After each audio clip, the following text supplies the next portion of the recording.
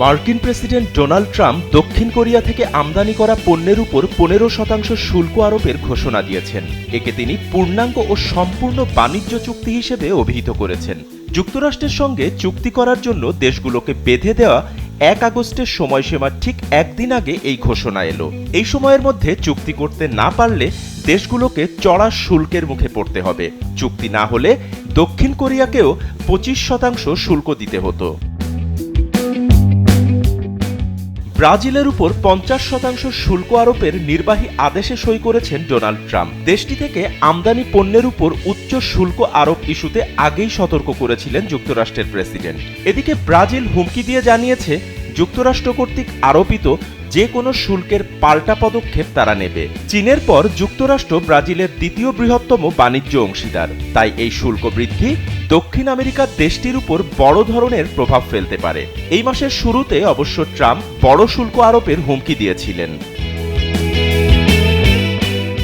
Donald Trump বৃহস্পতিবার বলেছেন যে আমেরিকা ভারতের সাথে খুব কম ব্যবসা করেছে এবং রাশিয়া এবং আমেরিকা একসাথে প্রায় কোনো ব্যবসা করেনি। ভারত রাশিয়ার সাথে কি করে তাতে আমার কিছু যায় আসে না। তিনি ট্রুথ সোশ্যাল পোস্টে বলেন, তারা তাদের মৃত অর্থনীতি একসাথে ধ্বংস করতে পারে, আমি এসব পরোয়া করি না। তিনি লেখেন, 1 আগস্ট ভারতকেও একটি অনির্দিষ্ট জরিমানার মুখোমুখি হতে হবে। And we're not going to let anybody attack the dollar. So it's partially BRICS and it's partially the trade situation. It's the deficit. We had a tremendous deficit. So as you know, Prime Minister Modi is a friend of mine, but they don't do very much business in terms of business with us. They sell a lot to us. বুধবার truth social পোস্টে Trump রাশিয়ার সাথে ভারতের বাণিজ্য সম্পর্কে কথা বলেছিলেন যখন তিনি ঘোষণা করেছিলেন যে মার্কিন যুক্তরাষ্ট্র শুক্রবার 1 আগস্ট থেকে ভারত থেকে আমদানি করা পণ্যের উপর 25% শুল্ক আরোপ করবে।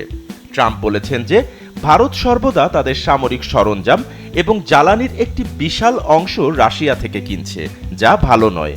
এদিকে থাইল্যান্ড 24 ঘন্টার মধ্যে মার্কিন যুক্তরাষ্ট্রের শুল্ক হার সম্পর্কে তথ্য আশা করছে। এই প্রেক্ষাপটে থাইল্যান্ড আশা করছে যে তারা এই শুল্ক হার হ্রাস করার জন্য যুক্তরাষ্ট্রের সাথে একটি সমঝোতায় পৌঁছাতে পারবে। থাইল্যান্ড আরও বলেছে যে তারা মার্কিন পণ্যের উপর শূন্য শুল্ক আরোপ করার প্রস্তাবও বিবেচনা করছে, যদি এতে তাদের বাণিজ্য সম্পর্ক উন্নতি হয়। ডোনাল্ড ট্রাম্পের শুল্ক নীতি ছিল মূলত একটি চাপ সৃষ্টির কৌশল, যার মাধ্যমে তিনি দেশগুলোর সঙ্গে একতরফা বাণিজ্যিক সুবিধা আদায়ে আগ্রাসী ভূমিকা নিয়েছেন। দক্ষিণ কোরিয়ার মতো কিছু দেশ চুক্তির মাধ্যমে যুক্তরাষ্ট্রের সাথে সম্পর্ক টিকিয়ে রাখার পথ বেছে নিলেও ব্রাজিল ও ভারতের মতো দেশগুলো এই চাপের মুখে প্রতিরোধ গড়ার হুমকি দিয়েছে।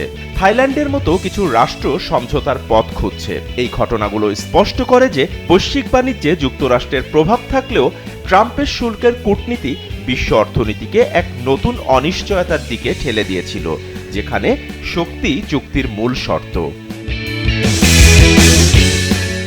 বাপ্পি খান, এসএ টিভি ডিজিটাল।